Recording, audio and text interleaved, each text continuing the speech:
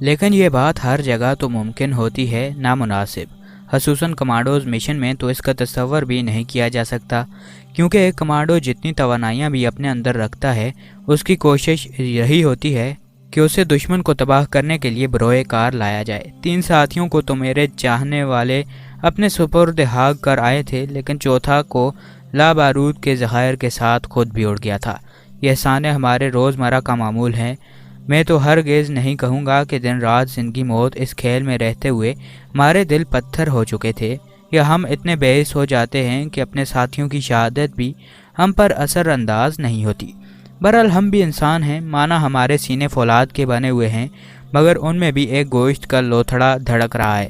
کسی حادثے کو ہم بھی اتنی ہی شدت سے محسوس کرتے ہیں جتنی شدت سے ایک عام انسان کو کرنا چاہیے، لیکن ہم میں اور عام لوگوں میں ایک فرق ضرور پیدا ہو جاتا ہے، وہ یہ کہ عام آدمی انسانی موت پر منفی محسوسات کا اظہار کرتا ہے، سوگوار اور پر مردہ ہو جاتا ہے، اور اکثر اس کی کمر ہمت ٹوٹ جاتی ہے، جبکہ ہماری تربیت اس کے برعکس ہوتی ہے۔ ہمیں اپنے عظیم رکفا کی شہادت سے نعزم پاتے ہیں، ہمارا مورال بڑھتا ہے اور دل میں یہ ولولہ جاگزی ہوتا ہے، ہم ان کے مشن کو جس کی ادائیگی میں وہ اپنی جان کا نذرانہ پیش کرتے ہیں پایا تکمیل کو پہنچائیں گے۔ یہی وجہ ہے کہ ہمارے سارے جیالے دیوانوں کی طرح دشمن پر ٹوٹتے ہیں، تب ان کے ذہنوں میں اپنے ماضی، احال، مستقبل، گھر بار، بیوی بچے، ماں باپ، یار سنگی، مسائل، الجھن سبھی کچھ مٹ جاتا ہے۔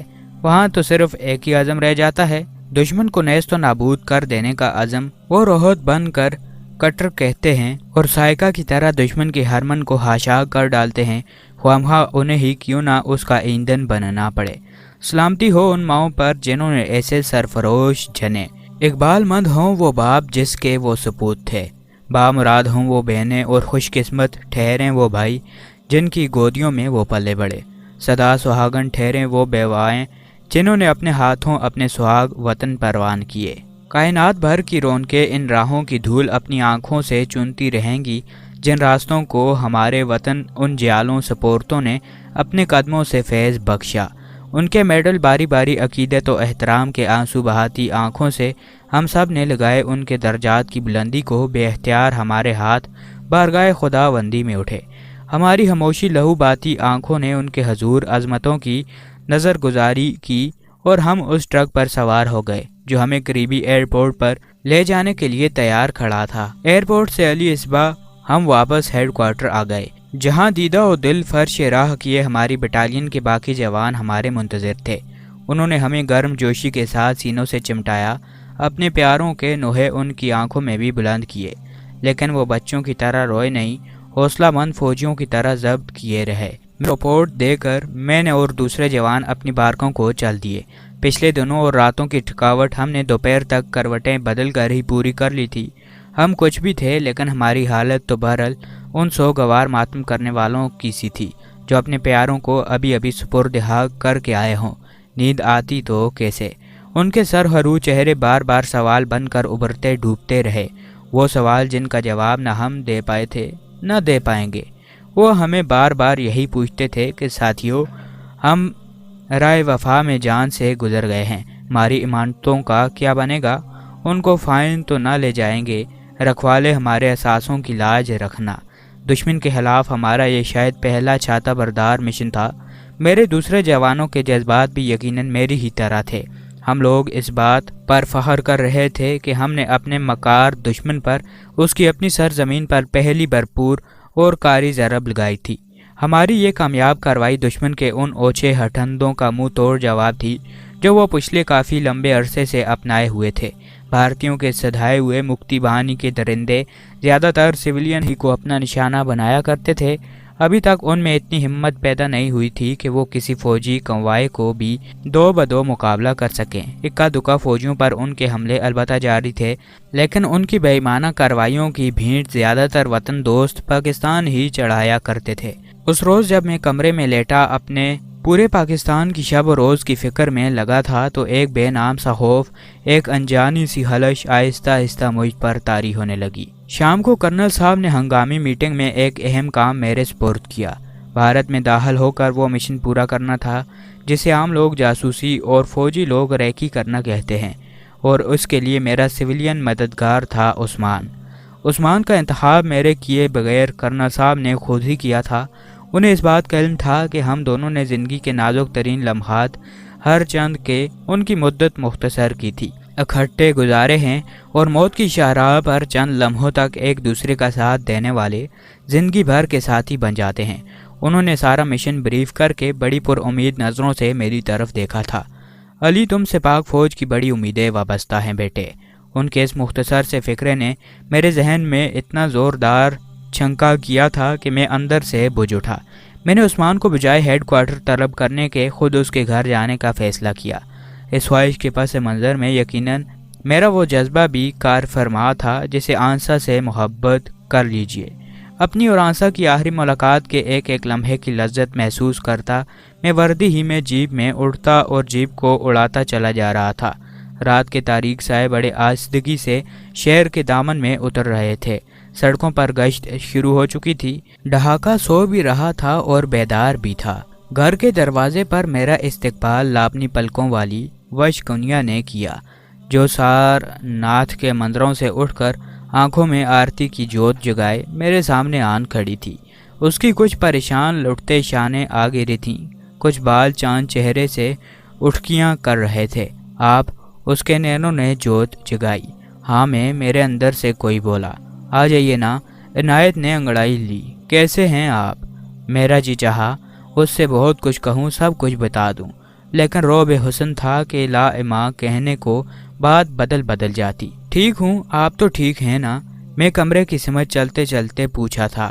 وہ اچانک رکی، پلٹی، جلتی آنکھوں سے میری سمت دیکھا، پھر خاموشی سے آگے بڑھ گئی۔ وہاں میرے سوال کا جواب موجود تھا۔ ایک مثبت جواب نے میرا ایمان بڑھا دیا۔ فخر و انصبات سے میری دھڑکنیں لرزنے لگی تھی۔ کون ہے بیٹی؟ کس سے باتیں کر رہی ہو؟ اندر سے اس کی ماں بولی۔ علی ہے ماں۔ اس دوران دوسرے کمرے سے عثمان اور اس کے والد نکل آئے تھے۔ ارے آپ ہیں بھائی؟ عثمان مجھ سے بغل گیر ہو گیا تھا۔ آؤ بیٹے آؤ، جیتے رہو۔ دونوں بوڑھے باری باری میری بلائیاں لینے لگے۔ ہم اندر کمرے میں چلے آئے۔ تھوڑی دیر بعد ماں بیٹی تو کچھ بنانے چلے گئے اور چاچا نماز پڑھنے چلے گئے۔ کمرے میں عثمان اور میں اکیلے رہ گئے تھے۔ میں اسی موقع کو غنیمت جانا اور گفتگو شروع کر دی۔ جب اسے یہ علم ہوا کہ ہم اکٹھے مشن پر جا رہے ہیں تو بے اختیار اس نے مجھے گلے لگا لیا تھا۔ اس کا ولولہ اور شوق جہاد لائق کے تحسین تھا۔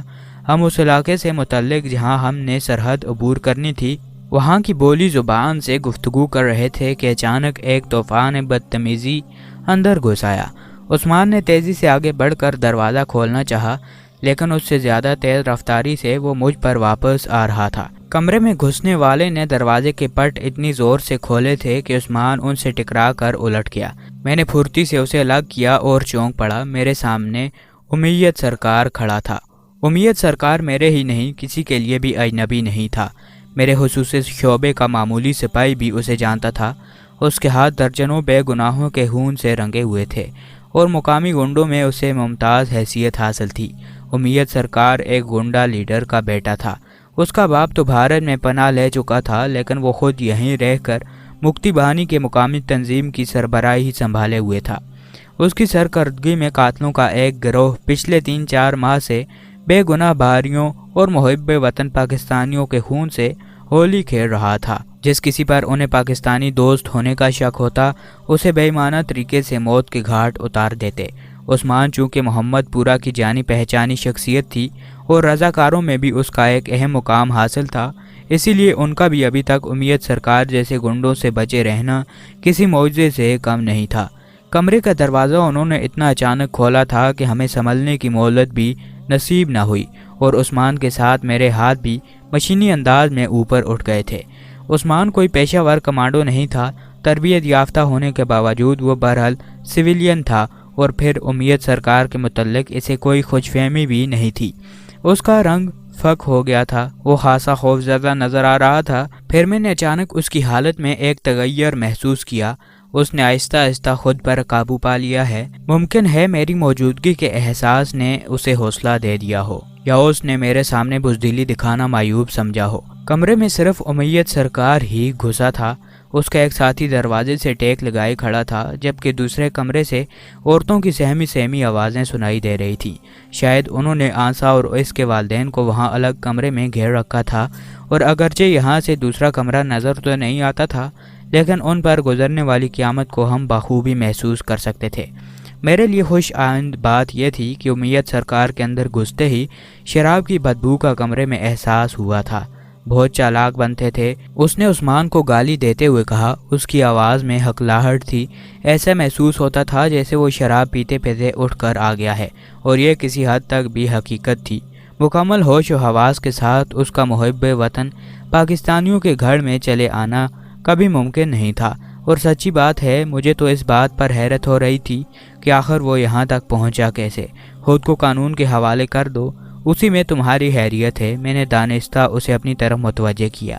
میری خواہش تھی کہ اسے کسی نہ کسی طرح خوب تیش دلاؤں اور آؤٹ کر دوں، جس کے بعد اس پر قابو پانا زیادہ ممکن تھا۔ چپ کرو سالے، اس نے میری توقع کے عین مطابق غصے سے بے قابو ہوتے ہوئے بنگالی زبان میں گالیاں بکنی شروع کر دیں۔ نشے کی حالت میں ایک تو ویسے ہی انسان کو غصہ اور خوشی زیادہ محسوس ہوتی ہے، اور دوسرے میں نے اسے بات بھی بڑی اشتعال انگیز کہہ دی تھی۔ بھلا ایک شخص جو ہم پر اسٹین گن تانے کھڑا ہو، اسے گرفتاری کا حکم دینا عجیب سی بات تو تھی۔ امیت سرکار کی اس بکواس سے عثمان کی آنکھوں میں خون اتر آیا، لیکن وہ بیچارہ بے بس ہاتھ اٹھائے کھڑا رہا۔ میں نے بھی اسے آنکھوں ہی آنکھوں میں کوئی ممکنہ قدم اٹھانے سے منع کر دیا تھا۔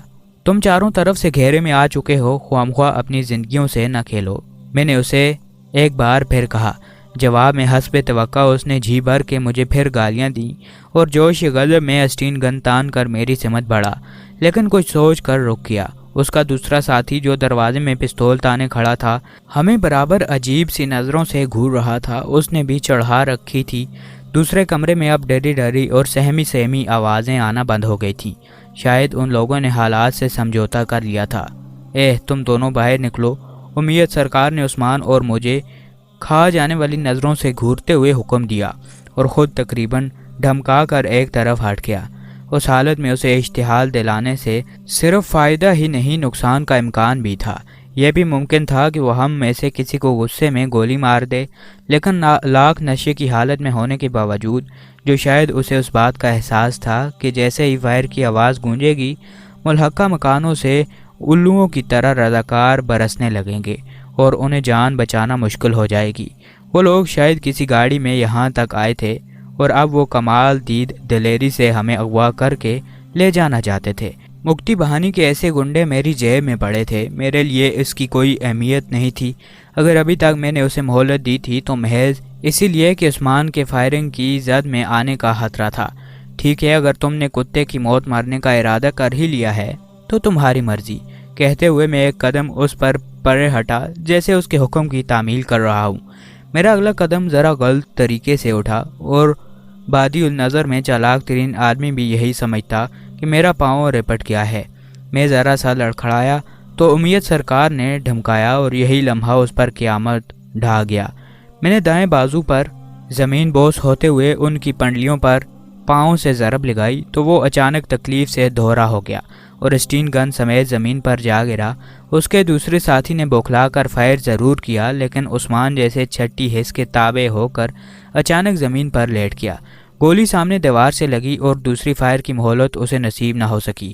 میں نے دائیں ہاتھ کو زمین پر جمائے ہوئے بائیں لات گھمائی اور پوری قوت سے زوردار ٹھوکر اس کے پیٹ میں لگائی تو وہ ایک مرتبہ کررایا اور وہیں ڈھیر ہو گیا۔ فائر کی آواز نے دوسرے محلے داروں کو ہی نہیں، اس کے دوسرے ساتھیوں کو بھی ہوشیار کر دیا تھا۔ میں نے عثمان کو جھک کر اسٹین گن اٹھاتے دیکھ لیا تھا۔ ادھر سے مطمئن ہو کر میں نے دروازے کے ساتھ چپکتے ہوئے باہر جھانکا، اور ایک گولی بلا مغالبہ میرے بالوں کو چھوتی گزر گئی۔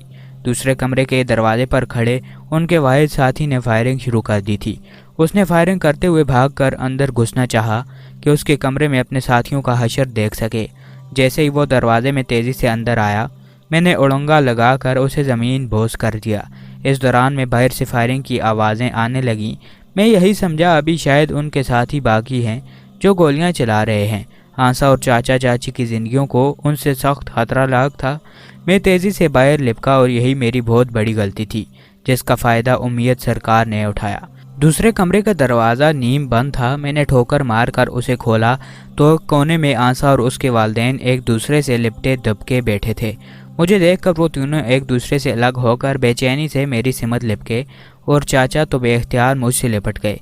फिर यही अमल चाचा और आंसा ने भी दोहराया। मैं अजीब मुसीबत में फंस गया था, न जाने रफ्तन न पाते मादन वाली बात थी। तीनों को मैं बड़ी आहिस्तगी से खुद से अलग करके दीवार के साथ लग कर खड़े हो गया और ख़ुद तेज़ी से वापस उसी कमरे की तरफ पलटा। ये देखकर मेरे पांव तले से ज़मीन निकल गई कि वहाँ कोई भी मौजूद नहीं था और कमरे की मुखालिफ सिमत वाला दरवाज़ा खुला था। मेरे जिस्म में बिजलियाँ सी कूदने लगीं और दूसरे लम्हे में तरबियत याफ्ता कमांडोज़ की तरह उसी दरवाजे से उसी तरह झुक कर बाहर निकला था। अगर अचानक भी कोई फायर करने लगता तो मेरे बचने के इम्कानात बाकी थे। अब मैं इस दरवाजे के सामने खड़ा था जिससे गुजर कर अंदर आया था। बाहर फायरिंग ज़ोरों पर थी, शायद उन लोगों की आपस में ठन गई थी। अंधेरा होने की वजह से अभी तक कुछ पल्ले नहीं पड़ रहा था कि कौन दोस्त है और कौन दुश्मन। इन हालात में यहाँ से सर बाहर निकालना भी खुदकुशी के मुतरादिफ था। न जाने कौन से लम्हे किसी दुश्मन या दोस्त की गोली खोपड़ी में रोशनदान बना देती। मैं वापस उसी कमरे में चला आया जहाँ चाचा चाची और आंसा को छोड़ आया था। वो अभी तक खौफज़दा से दीवार से लगे खड़े थे। मुझे देखकर उनके चेहरों पर ताजगी आई। खैरियत है बेटा? जाने चाचा कैसे हौसला किया था। घबराइए नहीं चाचा, सब ठीक हो गया, हमने उन पर काबू पा लिया है, मैंने उन्हें हौसला देते हुए कहा। शुक्र है तेरे मेरे मौला। चाचा ने इत्मीनान से सांस लिया। बेटा आई तेरी वजह से अल्लाह ने इन मोजियों से बचा लिया। चाची मेरी जानिब बुलाएं लेने लगी। आंसा मुंह से तो कुछ न बोली, लेकिन उसकी आंखों ने मुझसे वो सब कुछ कह दिया था। शायद वो ज़ुबान से ज़िंदगी भर न कह पाती। अब इक्का दुक्का गोलियां चलने की आवाज़ें ही आ रही थीं। या तो वो लोग पसपा हो गए थे या फिर मारे गए थे। थोड़ी देर बाद दरवाजे खुलने की आवाज़ें आई तो मेरा हाथ फ़ौरन अपने सर्वस रिवाल्वर के दस्ते पर पहुंच गया। मैं हूँ भाई, उस्मान की आवाज़ गूंजी। उसने सूरत हाल की नज़ाकत को जान लिया था और मुझे अपनी शनाख्त करवा के खतरे का एहसास ख़त्म कर दिया था। रिवाल्वर होस्टर से लगाकर मैं बेचैनी से बाहर लिपका। मेरे पीछे पीछे बाकी लोग भी बाहर आ गए। भाग गया हरामी। उसके बाकी दोनों साथी तो मारे गए लेकिन खुद निकल गया। मेरे पूछने से पहले ही उस्मान ने सब कुछ बता दिया। मेरा जी चाहा अपना सर पीट लूँ। मुझे रह रह कर अफसोस आ रहा था कि उम्मीद सरकार को उसके हवाले क्यों नहीं किया। हालांकि उसके सिवा और कोई चारा भी नहीं था, लेकिन फिर भी एक खलिश सी मुझे लगी रही और मैं खुद को ही इसके फरार का जिम्मेदार जानने लगा। खैर जाएगा कहाँ बचकर। तुम सुनाओ, बाकी साथी तो ठीक रहे ना? मैं नहीं चाहता था कि उसे पेशमानी का एहसास हो। हाँ, लेकिन उसने बददिली से कहना चाहा। अरे लेकिन वेकन कुछ नहीं, क्या हुआ, कहाँ जाएगा आखिर वो? मैंने उसकी बात काट कर उसका कंधा थपथपाया और उसे वापस उसी कमरे में ले आया जहाँ पर हमें ये क़यामत देखने को मिली थी। दरवाजे पर दोबारा आहट हुई। उस्मान उठकर बाहर गया और जल्दी ही पलट आया। दोनों लाशें सरकारी अस्पताल भेजने का बंदोबस्त कर दिया गया है और हमारे साथी सरगर्मी से उम्मीद खान को तलाश कर रहे हैं, उसने आते ही ऐलान किया। मुझे यकीन था अब वो इसके गिर्द को भी नहीं पहुंच सकते। उम्मीद सरकार इंटरपोल को भी मतलूब था। बैनुल अक़वामी पुलिस के रिकॉर्ड के मुताबिक वो दुनिया के मशहूर रिहाई जैकरों का साथी था और उसने 1-2 मरतबा बाकायदा जहाज़ अगवा करने की कार्रवाइयों में हिस्सा भी लिया था। वो बहुत मोहतात मुजरम था, ऐसा मुजरम जो किसी मामले में हाथ डालने से पहले कई बार सोचता है। वो शायद कभी मोहम्मद पूरा ना आता, लेकिन शराब के नशे में उसका जहन मऊफ कर दिया था और उस्मान की तलाश उन लोगों को काफ़ी देर से थी। सिर्फ उम्मीद सरकार ही नहीं, मुक्ति बहानी का बच्चा बच्चा उसके खून का प्यासा था। सर पर मुसीबत पड़ते ही उम्मीद सरकार की अकल ठिकाने आ गई और उसने मेरी गफलत से फ़ायदा उठा लिया था। मैं उन लोगों से थोड़ी देर के लिए मुआज़रत करके बाहर आ गया और अपनी जेब में लगे ट्रांसमीटर के ज़रिए हेडक्वार्टर को ताज़ा वाक़े की इतला देकर मुश्तबा इलाके को घेरे में लेने की हिदायत कर दी। खुद में मुकामी रज़ाकारों के साथ कम अज़ कम उस वक्त तक रहना चाहता था जब तक फ़ौज का कोई दस्ता उनकी मदद को ना आ जाता, क्योंकि यह भी मुमकिन था कि वो यहीं कहीं छुपा हुआ हो या अपने साथियों के साथ थोड़ी देर बाद यहाँ गार्ड लगाए। उस्मान भी मेरे साथ ही बाहर चला आया था। वो मुकामी रज़ाकारों का कमांडर था और दूसरी तरफ उम्मीद सरकार भी उसे धोखा देकर निकल गया था। इस बात ने भी उसे अच्छा खासा परेशान कर रखा था। हालांकि मैंने उसे कई मरतबा हौसला दिया کہ اس میں اس کی کوئی کوتاہی نہیں، لیکن وہ دودھ پیتا بچہ تو نہیں تھا۔ دوستو آج کی اس ویڈیو میں بس اتنا ہی۔ امید ہے آپ سب کو یہ ویڈیو بہت پسند آئی ہوگی۔ ویڈیو پسند آ جائے تو ویڈیو کو لائک کرنا نہ بھولیے گا، اور اگر آپ چینل پر نئے ہیں تو چینل کو سبسکرائب کرنے کے ساتھ ساتھ بیل آئیکن بھی دبا دیں تاکہ ہماری ہر نئی ویڈیو آپ تک آسانی سے پہنچ جائے۔ ملیں گے اگلی ایپیسوڈ میں، تب تک مجھے دیجیے گا اجازت۔ اللہ پاک آپ سب کا حافظ و نگہبان۔ ہنستے رہیے اور ہمیشہ مسکراتے رہیے۔